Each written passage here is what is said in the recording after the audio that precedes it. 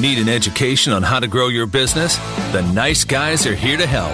Learn about great customer service, networking, and how just being nice can help you prosper. Now, here are your hosts, Doug Sandler and Strickland Bonner.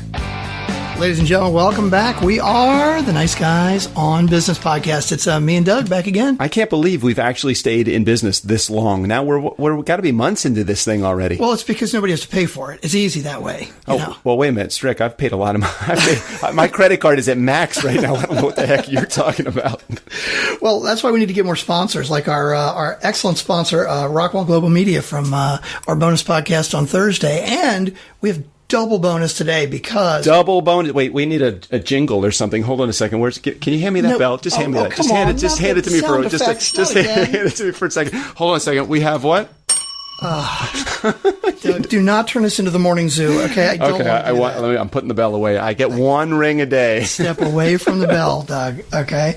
But and we got to stay professional because we have an excellent guest. We have the founder of Rockwell Global Media, Steffi Rockwell. That sounds very, very important. And I know Steffi. Steffi and I met, actually, I think on Twitter, and I'll let her give you the full story about it. I don't even know if she remembers how we met. But I was being behaved. I was being a good guy. I was just doing my thing, and I probably ran across her on social media at some point, and I saw how many followers that she had, and I'm like, wow, this is incredible. And at that point, I think I had like 600 or 700 followers on Twitter, and I was just kind of checking out like what her moves were online, and it was really cool. So Steffi Rockwell is here with us today from Rockwell Global Media. Hi, Steffi. Thank you for having me on the show. Hello. Well, hi. Well, it's so good to have you here. And we broke the no guest policy 1 week ago, and we thought it was just such a great thing that we wanted to have a second guest on, and we couldn't think of anybody that would be better than you because you do have such a huge presence online. And why don't you tell us a little bit about your company and what you're all about? We'll give you a couple of seconds to give us a commercial of what you are and of who you are and what you do, and then we'll ask you a whole bunch of questions if that's okay. That sounds wonderful. Well, I started this company about 2.5 years ago, Rockwell Global Media, and we offer strategic marketing social media plans for our clients.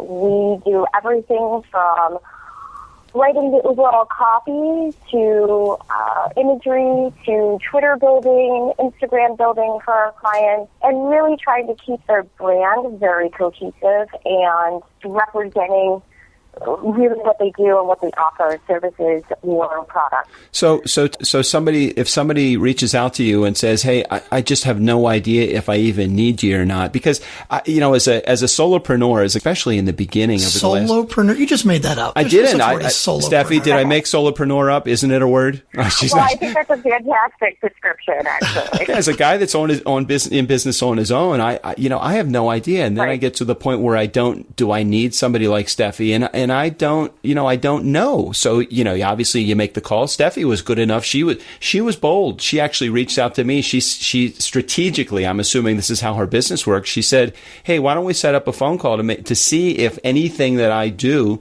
makes sense for you to have as a guy that's running his own company." So who's the best fit for somebody like you and your company? I mean, honestly, anybody that really is trying to represent and market their brand or their company on any digital platform. PR marketing has clearly changed over the years where we're all in a digital world now. You have to be able to get the word out there on a global level, not just on a local level. And the best way really to do that is through social media platforms such as Twitter, Facebook, Instagram, and to be able to educate people about what you're doing and what you're offering to the world.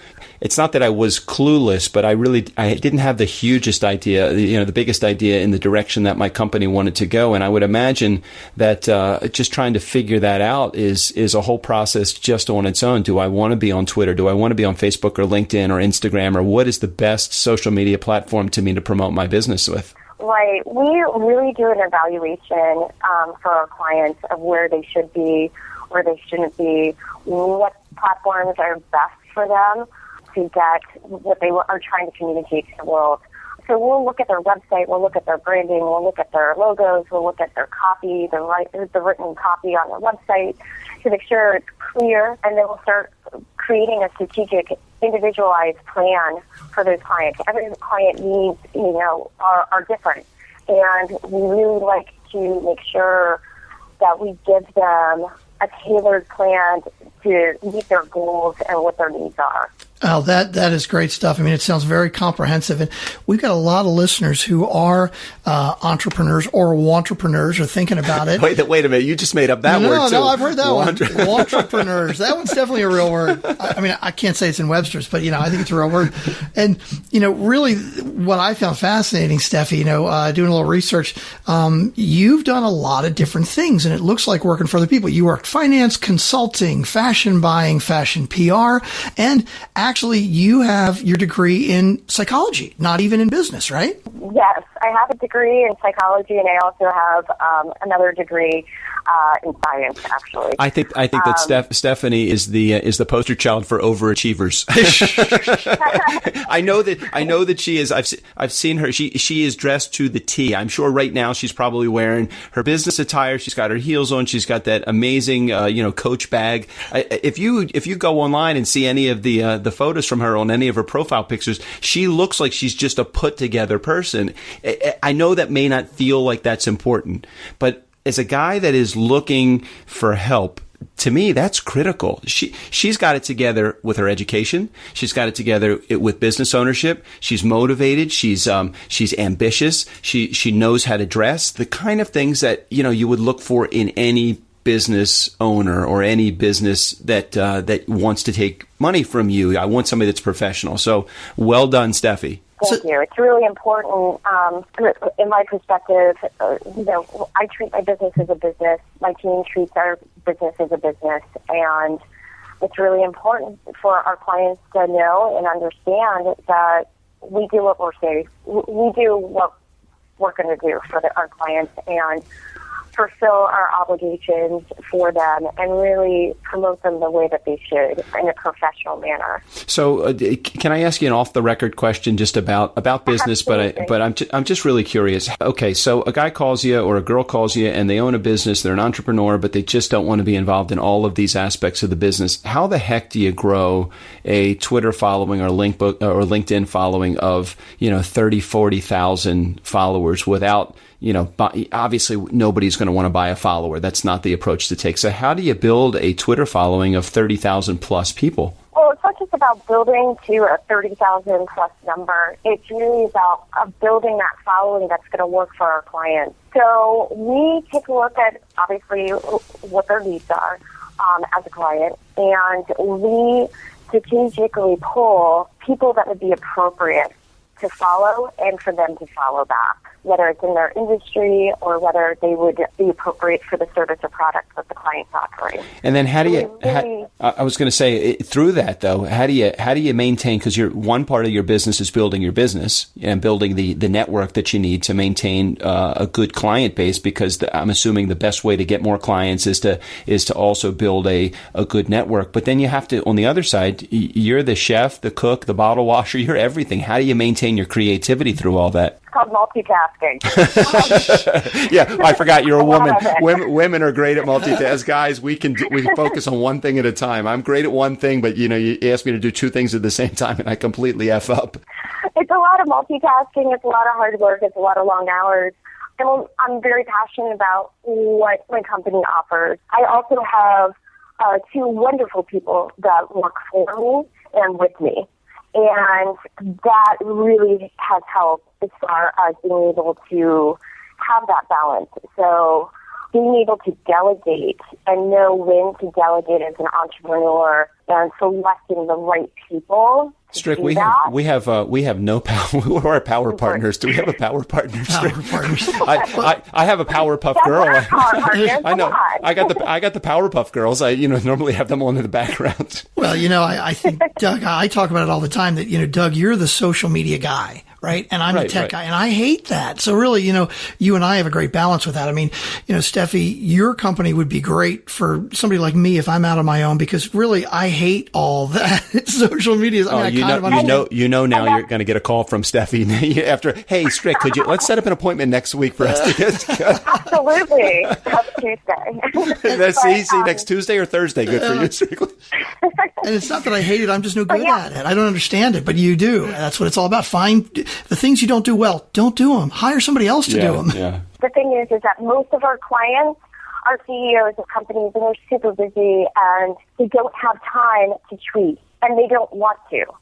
They want to know that it's being handled and handled the right way in a professional manner, and that somebody and a team, like my team at Rockwell Global Media, that we're handling it correctly for them, and that we just basically, most of our clients aren't on social media directly. So we have a kind of an open door policy with them as far as telling them what's going on in their accounts, and that's all they want to know. And what we suggest is that we're doing that, and that they're happy with the results, and they're getting results from the social media platforms that we've put them on, and they're very hands-off in a lot of ways. They want to know what's going on, and they want to participate to a point, but they're so busy themselves running their companies. They want to do what they do best, and they've hired us to do what we do best for them. And what's so amazing about that is that Steffi, I mean, she probably just hit it right on the head. She probably works with a lot of executives and CEOs that don't want to spend the time themselves. Strick, you have seen, I mean, you've called me at 2 a.m. sometimes, and I'm right here in front of my computer, just where I was at 8 o'clock the previous morning. Oftentimes, I will not get up from this computer, and some people just don't want to do that. What advice would you give to the person that was you 10 years ago? Wow, what a great question. I put her on the spot right there. I love thinking about it. I think to be a little more flexible, to kind of, we have a plan, we create a plan of where we're going and our goals, and things, especially in my business, they change a lot, very fast. So things that change so much, you have to be flexible as far as changing up those goals, changing up your perspective, trying new things and not being afraid of that. What can we do better? Yeah, Can we do something else where people can hear us better? Okay, that's good. Does that make sense? Yeah, it totally makes sense. So let's take it the opposite way. You're now where you are right now, and you have done this very successfully, and you're paying your bills, and you're making money, and you have a following, and that's great. Give advice to the person that you're going to interview. That's you in 10 years. Is there something that you would say? Someplace where do you hope to be in 10 years? What would you say to yourself? I really hope to be just building the business that we have, and staying flexible and staying creative and inspiring other people to build their businesses and to help them with that. I think it's pretty much going to be staying just a little wiser. Yeah. That makes sense. I think we can always have the opportunity to grow. And with new clients that are starting a business, the ground up, I tell them, I say, you better be passionate about what you're doing. 150%. It's going to take a lot of work. Amen, sister. A lot of hard hours. Yeah, we talk about that a lot. We do talk about that a lot. And, Steffi, one of the things that fascinates me, a little background with us, Doug has been working for himself for 20 years now. I work a regular day job. And, there are some people that, you go to college and you come out and you're like, I'm going to be an entrepreneur. I mean, and you just know it. And what fascinates me is in your situation, it looks like, you worked for other people for quite a few years and then became an entrepreneur. I'm curious what was the catalyst for you to say, hey, I really want to get out on my own and not work for somebody else? And, what has happened that has made you a better entrepreneur? What kind of experiences have you had that have helped with that? Great question. I worked in the corporate world and in a few different industries, from finance, PR, fashion, retail, wholesale. She sounds so enthusiastic about those things. My personality is really entrepreneur-based. I grew up on the floor of my parents' aviation business. So I grew up basically in an entrepreneur family. I started my first business actually when I was 4. Wow, nice. Yes. And I've always had that passion. And I think that sometimes you need to work in the corporate world when you get out of college or when you're in college to appreciate what that is as far as working with structure. For me, it just didn't work for me. I have my hands in everything and want to participate in a whole bunch of things. My brain doesn't work on just, this is all you do. This is the task at hand and that's it. I need to have a whole bunch of different things going on for me, whether it's, about accounting or about marketing or about the strategic plan or about creating something else or sales. I like having kind of the option of not having those boundaries. And some people love the structure. They love working 9 to 5. That doesn't work for me. It just never has. And I loved the experience in the corporate world because it did help with some of the basic structure that I think anybody would need. And it also makes me appreciate even more so where I am today and being an entrepreneur and living kind of outside the box as far as corporate structure. And it works. It works for me, and I have such a passion for what we do as a company and growing the company and making sure that the people that are part of the team are inspired and are driven as well and have work ethic and that we build each other up. They don't work for me, we work for each other. There's an overwhelming theme on your social media feed, on your Twitter feed, which I'm looking at right now. It's all about the hustle. I mean, you seem to wake up excited and happy and goal-oriented and driven. And how does one, if you had to give advice to an entrepreneur, solopreneur, a wannapreneur, any of the preneurs that are out there, what advice would you give to somebody? How do you stay excited? Give us your advice. And that's actually a common question that I get quite a bit from people because of the fact that they're trying to, do something new or form a company or build a business. And it's really hard. I basically tell people, clean out the clutter out of your life, stay positive, surround yourself with people that are doing something, whether it's building a business. They have to be passionate about whatever it is that they're doing, whether they're in the corporate world or whether they're in the entrepreneurial world. You want to surround yourself with people that are supportive and that you can support and inspire as well. You need to be able to do things for yourself, whether that's exercise, whether that's just taking a walk here and there, because as entrepreneurs, we do sit at a computer, we're on the phone all day long. Oh my gosh, totally. We're working 85 hours a week or 100 hours a week. Wait a minute, that's a slow week for me, working 85 hours a week. Right. I want to cut back to 85 hours. And it's really important. And I just had this conversation actually with a great person that's starting her own business. And she actually called me and she's like, how do you do it? How do you do this? And every day, it's a new day. Get up, do what you do, be inspired about what you're doing, and keep dreaming. But, it takes a lot of work. There's a lot of energy, and you need to stay in an environment that's inspiring, and in order to do that, you really do have to surround yourself with people. You've got me. She's got me so enthusiastic, just about like, okay, I want to stop the podcast and just get out and do something. I want to go. That's great. Well, Steffi, everything that you've been saying, it's like you're taking notes from our podcast, because we're all about, if you don't love it, if you don't wake up in the morning going, oh my God, I've got to do this, then don't do it. And then also surrounding yourself with the right people. It's so critical. One of the things that I wanted to ask you, I know from looking at your LinkedIn, it looks like you had a custom jewelry and fashion apparel business for a while that I guess you're not doing anymore. And the reason I bring it up is that, and who knows, maybe you sold it. Maybe it's not that it wasn't successful, but I just recently heard about venture capital firms that one of the things they said they look for is they want people who have failed already.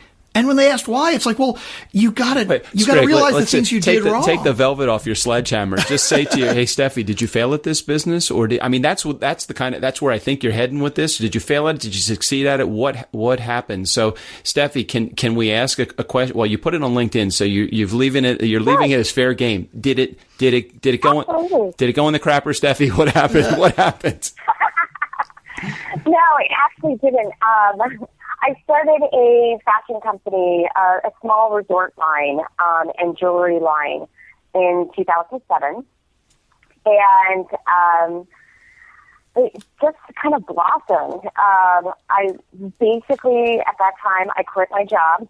I started this company called SteffiRockwell.com and just started creating jewelry and then realized, okay, it's time to get it into apparel.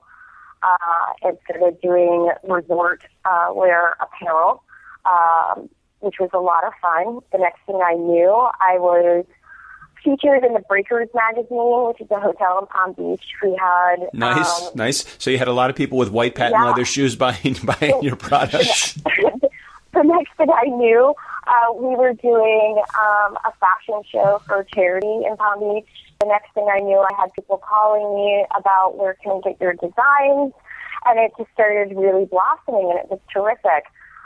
I started it on my own, and I got to a point, I had a studio, I had events that were going on, I had people special ordering couture items, making custom resort wear for specific people and jewelry. Well, wait. Can I interrupt for one quick second? So, was there an end to the business, Steffi? The end to the business was the fact that I needed the venture capital. I needed, at that point, I had a factory down in Miami. It got to a point where I couldn't fund it to that extent. So it grew big. It grew too big, and you couldn't go beyond. Too big, too fast. So what was the end result? What'd you do with it? What'd you do with the business? Did you just close doors, or did you just other things were working out better for you? Not that I ever want to close doors on it. To be honest with you, it's still kind of a passion of mine.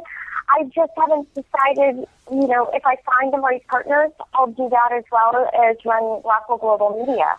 But you got it. It's a life of picking and choosing. You have to pick, where we all trade time for dollars. And if you're not putting enough time into it, it's not going to do what you want it to do. And if you put the same amount of time into Rockwell Global Media, I'm sure that there's residual dollars in that business, and you don't have to make jewelry. And not saying that there's anything wrong with making jewelry, but you were selling a product, and unless you were able to move a lot of that product when you're not around, it's challenging to make money while you sleep.